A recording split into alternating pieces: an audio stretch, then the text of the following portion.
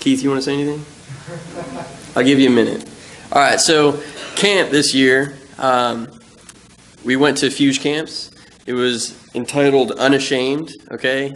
Romans 1:16 was the verse, and it's, I am not ashamed of the gospel, okay? So the big thing that we had, it was 4 parts. We were supposed to be there for 5 nights, but we were only there. It was a shortened week because of the 4th of July. 4 nights. First, you have to know the gospel, then you have to embrace the gospel, and you live the gospel, and then you share it. Okay, and the big thing that we need to get across first is you have to know it. Okay, first the gospel. Okay, gospel is all people have sinned. Sin brings on death. Jesus died for us so that we don't have to embrace that death. We get to live in heaven forever.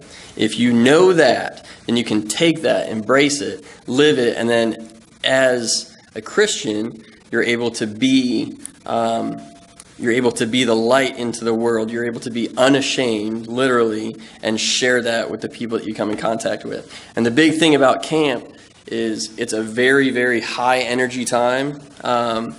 It's full of scripture. From tracks that you do, they bring it all back to scripture. Just small games that you play, silly games. I mean, you hold a piece of foam out and somebody comes by and they try to knock it out of your hand with a big pool noodle.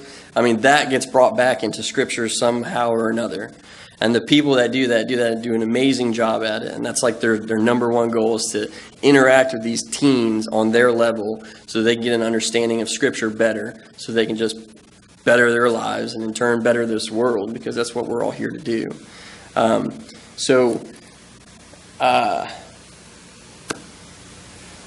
Keith probably spoke the most. I know we had 2 public professions of rededication there. Every single teen that went to camp with us has claimed to be saved already, and we had 2 rededications of their faith. I guess I can just open the floor to somebody who wants to speak about it. On the